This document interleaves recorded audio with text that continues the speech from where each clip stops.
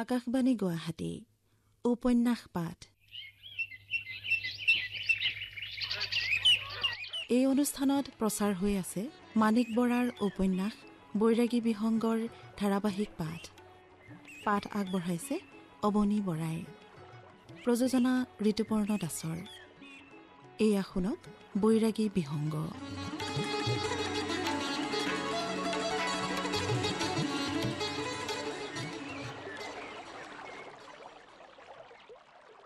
আৰ্যসকল ভাৰতলৈ অহাৰ বহু পূৰ্বৰে পৰাই প্ৰজনন আৰু সৃষ্টিৰ প্ৰতীক লিংগ উপাসনা এই দেশত সৰ্বত্ৰ চলি আছিল। এই অঞ্চলটো প্ৰজনন উপাসনাৰ কেন্দ্ৰ হৈ পৰিছিল। তাৰ পাছত আহিল সূৰ্য উপাসকৰ দল। লাহে লাহে শৈৱ ধৰ্মই প্ৰভাৱ বিস্তাৰ কৰি অহাত সূৰ্য উপাসকসকল এই ঠাই এৰি গোৱালপাৰাৰ সূৰ্য পাহাৰৰ ওচৰলৈ আঁতৰি যাবলগীয়া হ'ল। শৈৱসকলে বহুদিন প্ৰভাৱ বিস্তাৰ কৰি আছিল যদিও লাহে লাহে তান্ত্ৰিক প্ৰভাৱেৰে শাক্ত ধৰ্ম দেশত বিস্তৃত হৈ পৰিল। নৱবৈষ্ণৱ যুগৰ আগলৈকে শাক্ত ধৰ্মই প্ৰধান ৰূপ লৈছিল। নিৰ্মাণ হৈছিল অসংখ্য মন্দিৰ, দেৱালয়। মন্দিৰে মন্দিৰে খোদিত হৈছিল ভাস্কৰ্য শিল্পৰূপ। এই অঞ্চল অসংখ্য মন্দিৰেৰে ভৰা। যিমান মন্দিৰ থিয় হৈ আছে বা ভগ্ন অৱস্থাত পৰি আছে, সিমানেই মাটিৰ তলত পোত গৈ আছে। পুৰাতন মানুহৰ মনৰ বিচিত্ৰ চিন্তাৰ সুন্দৰ ৰূপ মাটিৰ তলত পাষাণৰ বুকুত লুকাই পৰি আছে। নৰকাসুৰ ভগদত্তকে আৰম্ভ কৰি বহু ৰজাই ইয়াতেই ৰাজধানী পাতি ৰাজ্য শাসন কৰি গ'ল। নিৰ্জন শ্যামল প্ৰান্তৰ বিচাৰি কত ঋষিমুনিয়ে আহি আশ্ৰম পাতিলে। পৰিব্ৰাজকসকলে আহিও কৰি গ'ল সৌন্দৰ্য বৰ্ণনা। সেই প্ৰাগজ্যোতিষপুৰে আজি আধুনিক বাণিজ্য চহৰৰ ৰূপ ল'লে। সন্ধ্যা ললিতা কান্তাৰ ছন্দেৰে নিৰ্জনতাৰ এক কবিতা বশিষ্ঠাশ্ৰমো আজি কোলাহল মুখৰ। ভাস্কৰ বৰ্মা, নৰনাৰায়ণ, চিলাৰায়ৰ স্মৃতি আজি কৰুণ সুৰ হৈ বজাৰো অৱকাশ নাই। শদিয়াৰ পৰা আৰম্ভ কৰি ব্ৰহ্মপুত্ৰৰ দুয়োপাৰে যি বিস্তৃত উপত্যকা অঞ্চল দূৰৰ পৰ্বতমালাৰে আগুৰি আছিল, এইখিনিতেই আহি সি সংকীৰ্ণ হৈ পৰিছে। কামাখ্যা, নীলাচল পৰ্বত আৰু উত্তৰ পাৰৰ ভোট পৰ্বতৰ পৰা বাঢ়ি অহা শাখা পৰ্বতে ইয়াত ব্ৰহ্মপুত্ৰৰ বিশালতা অতি সংকীৰ্ণ কৰি পেলাইছে। ইয়াত ব্ৰহ্মপুত্ৰ বহলে প্ৰায় 1 কিলোমিটাৰ।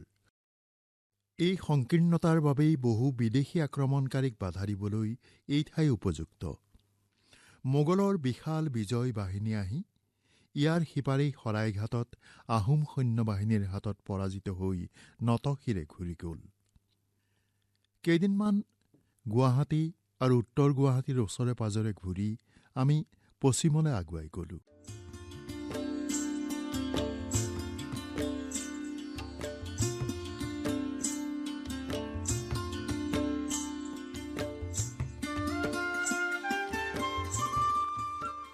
গৰম পৰিবলৈ আৰম্ভ কৰিছে। বেছিদিন আৰু আমি থাকিব নোৱাৰিম। পুনৰ উত্তৰ হিমালয়লৈ ঘূৰি যোৱাৰ সময় হ'ব। ইতিমধ্যেই বহুতো পক্ষীৰ পোৱালি জগোৱা হৈ গৈছে।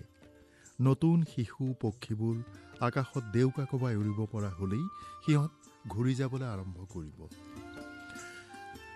গুৱাহাটী এৰি 10 মাইলমান নদীৰে গ'লেই অসমৰ সৰ্ববৃহৎ গাঁও শুৱালকুছি ব্ৰহ্মপুত্ৰৰ উত্তৰ পাৰত, আনপাৰে পলাশবাৰী। পাট মুগা এৰি দুৰ্লভ শিল্পৰ বাবে পৃথিৱী বিখ্যাত।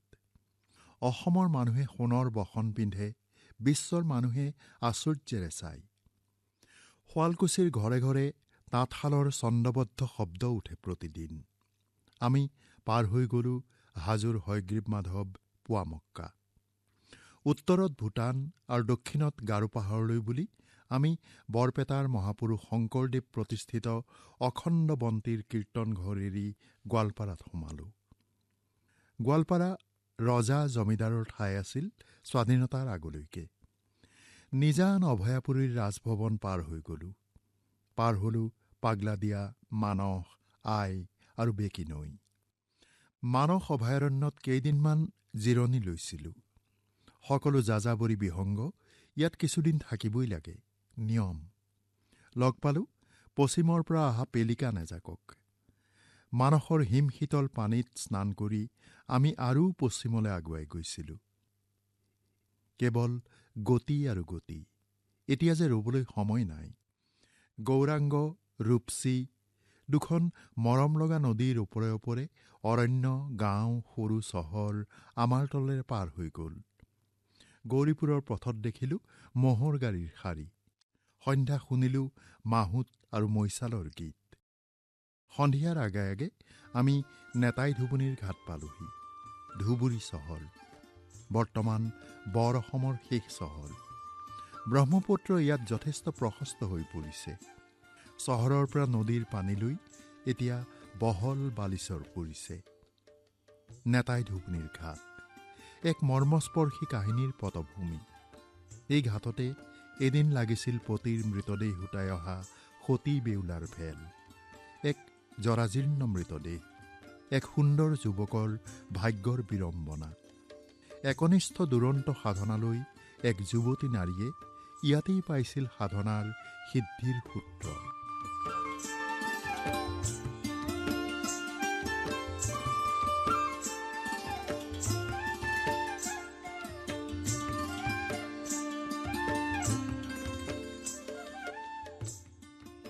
কেইদিনমানৰ পৰা শুনি আছো এটি কৰুণ সুৱদী গীত।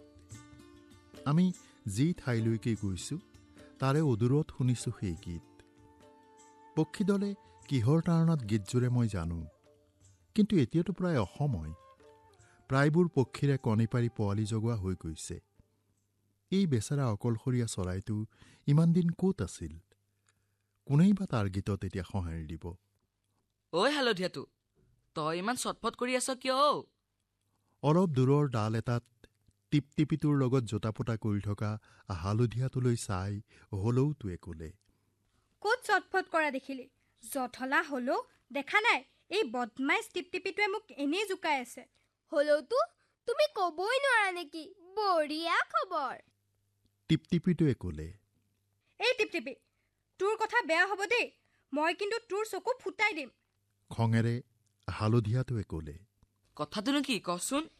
হলৌটোৱে সুধিলে, কেলে? সেয়া শুনা নাই? কি কৰুণ গীত। টিপটিপিটোৱে কোৱাৰ লগে লগে হালধীয়াটোৱে খেদি গৈ টিপটিপিটোৰ মূৰৰ পাখি ঠোঁটেৰে আজুৰি ধৰিলে। টিপটিপিটো কোনোমতে তাৰ গ্ৰাসৰ পৰা এৰাই মোৰ ওচৰত আহি পৰিলহি। এবাৰ মই সুধিলোঁ, কি হলো টিপটিপিটো? কিয় কাজিয়া কৰিছ? টিপটিপিটোৱে তাৰ এখন ডেউকাৰে মূৰটো মোহাৰি ক'লে, বৈৰাগী মামা, তাকে সোধাচোন। মোৰ মূৰৰ পাখি সি ছিঙি দিলে। কি হলো হালধীয়াটো? মই সুধিলোঁ।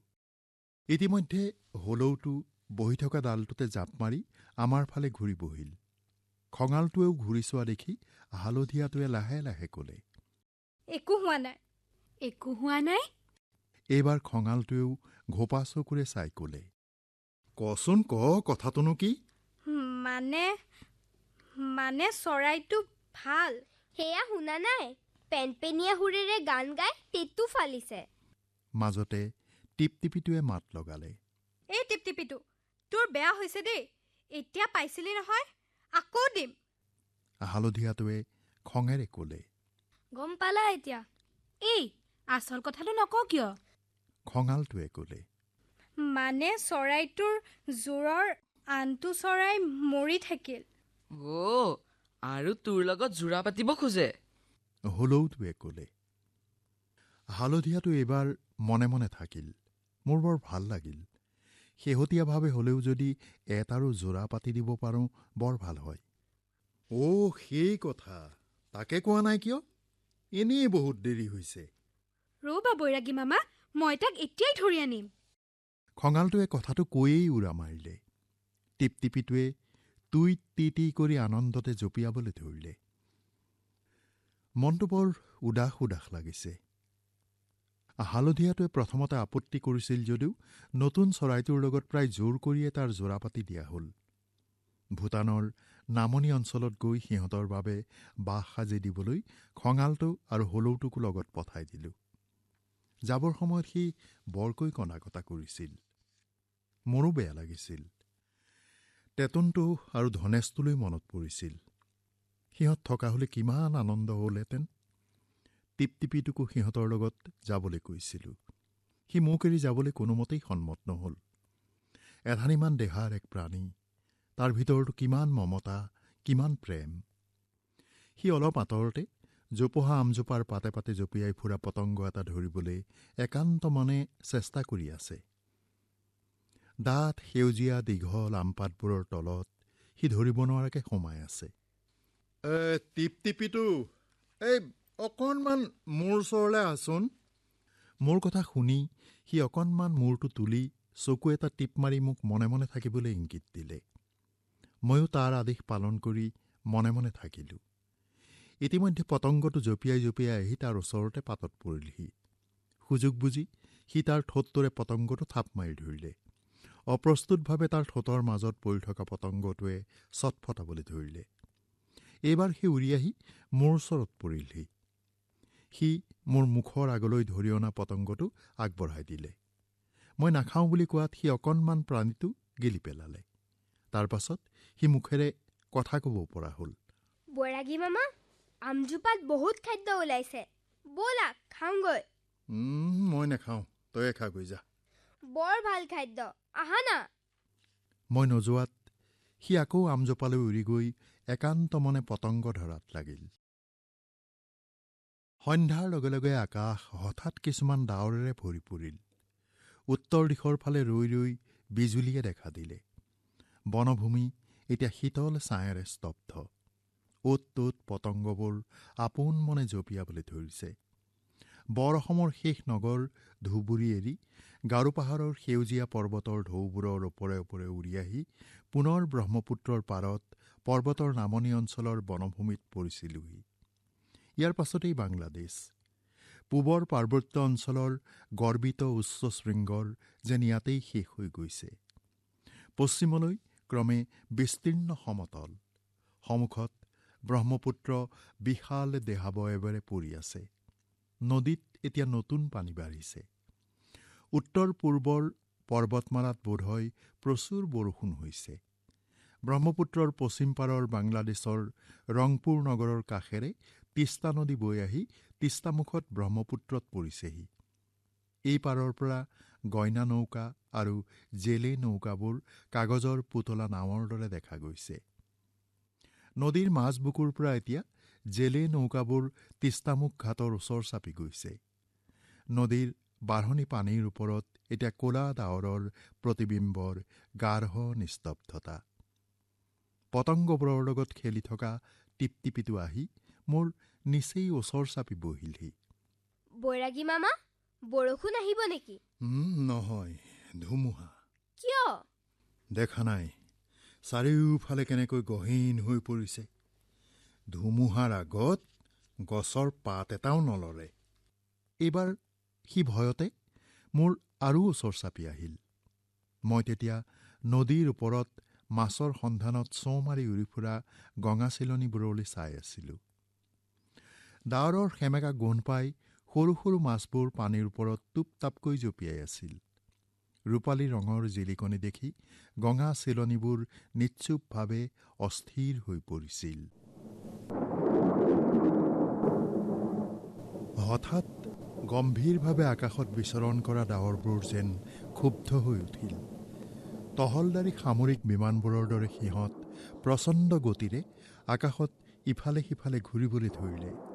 লগে লগে বিজুলীৰ চিকমিকনিও বাঢ়ি আহিল। নদীৰ শীতল বুকুত দুই এটুপকৈ পানী পৰিবলৈ ধৰিলে।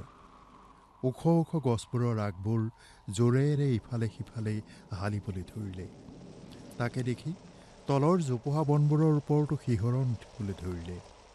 খন্তেকৰ ভিতৰতে নদীৰ শীতল পানীও পগলা হৈ উঠা নমা কৰিবলৈ ধৰিলে। এইবাৰ প্ৰচণ্ড জোৰেৰে ধুমুহা তললৈ নামি আহিল। আমি পৰি থকা গছজোপাৰ গাটো যেন দেওধনি উঠিল। বতাহে উৰুৱাই নিব বুলি মই ডাল এটাত জোৰেৰে ধৰি আছিলোঁ। টিপটিপিটো মোৰ বুকুৰ তলত সোমাই আছে। ধুমুহা আৰু বৰষুণ আহিল। লগতে পাতল এজাক বৰষুণ আৰু বিজুলীৰ ছয়াময়া খেলা। কাজল বৰণৰ শীতলতাই নিমিষতে ধূসৰ তাণ্ডৱলৈ ৰূপ সলালে। ধূপ-ধাপকৈ অত-তত গছ ভাগি পৰাৰ শব্দ ভাঁহি আহিল। হঠাৎ মোৰ ঠেং এটা ঢিলা হৈ পৰাত মই ডালৰ পৰা উফৰি পৰিলোঁ। লগতে টিপটিপিটোও উৰি গ'ল।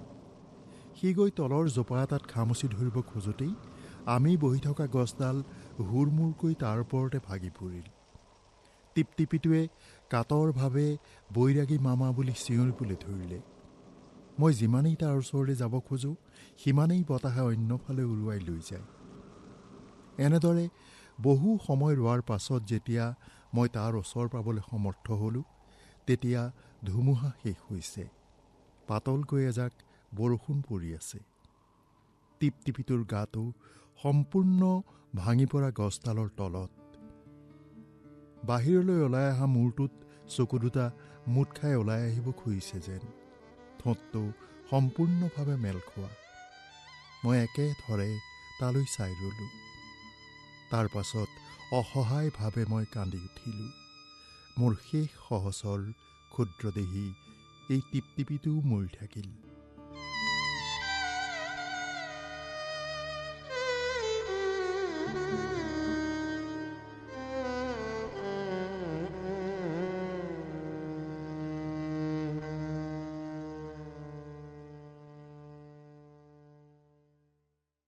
ধুমুহাই ডাৱৰ উৰুৱাই নিয়াত আকাশ এতিয়া পৰিষ্কাৰ। মাজে মাজে দুই এটা তৰাও ওলাইছে। নদীৰ পানীত পাতল এক ৰূপালী পোহৰ পৰিছে। পানীৰ ওপৰত মাছবোৰে জঁপিয়াবলৈ এৰি দিছে। অৰণ্যৰ মাজত বহুতো গছ ভাগি পৰিছে। বনভূমিৰ তল এতিয়া অসংখ্য ডালপাতেৰে ভৰি পৰিছে। হাবিৰ মাজে মাজে ক'ৰবাত দুই এটা জোনাকী পৰুৱা জিলিকিছে। টিপটিপিটোৰ মেলা ঠোঁটটো বন্ধ কৰি দি তাৰ ওলাই থকা দেহটো কিছুমান কেঁচা পাতেৰে ঢাকি দি মই নদীৰ একেবাৰে পাৰলৈ উৰি আহিলোঁ।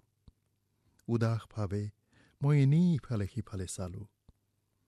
দীৰ্ঘদিনৰ ভ্ৰমণত কিমানকেই যে এৰি আহিলোঁ। এইবাৰ মই নিঃসংগ অৱশেষ। এতিয়াও যাত্ৰা শেষ হ'বলৈ বাকী।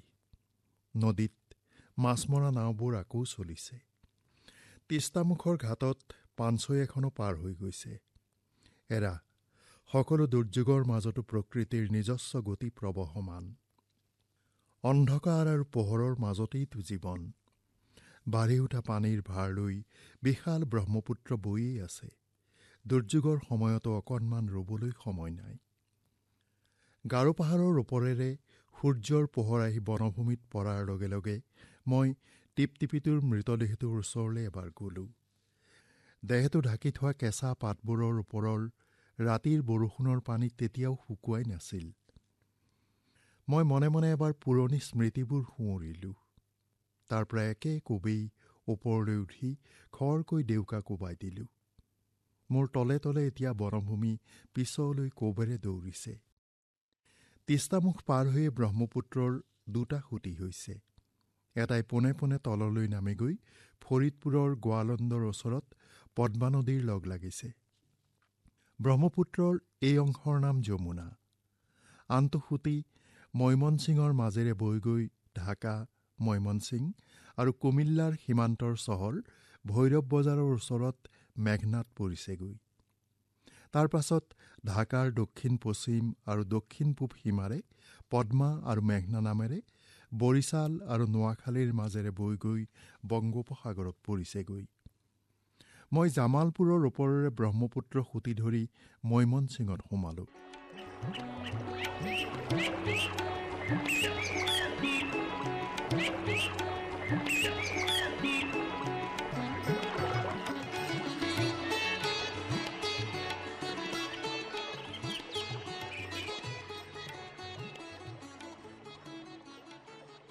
উপন্যাস পাঠ অনুষ্ঠানত ইমান পৰে মাণিক বৰা ৰচিত উপন্যাস বৈৰাগী বিহংগৰ পাঠৰ ১২ খণ্ডটি শুনিলে। পাঠ আগবঢ়ালে অৱনী বৰাই। চৰাইৰ বিভিন্ন চৰিত্ৰত অভিনয় কৰিলে বি পাল্কী, ধ্ৰুৱদীপ হাজৰিকা, অৰুণাভ হাজৰিকা, প্ৰিয়াংশী পৰাশৰ, সাক্ষী প্ৰিয়ম্বদা আৰু হৰ্ষিতা শৰ্মাই। উপন্যাস পাঠ অনুষ্ঠানটি প্ৰযোজনা কৰিলে ঋতুপৰ্ণ দাসে। বৈৰাগী বিহংগ উপন্যাসখনিৰ পাঠৰ পৰৱৰ্তী খণ্ডটি শুনিবলৈ পাব অহা সপ্তাহৰ এই একেটা বাৰৰ এই একেই সময়তে।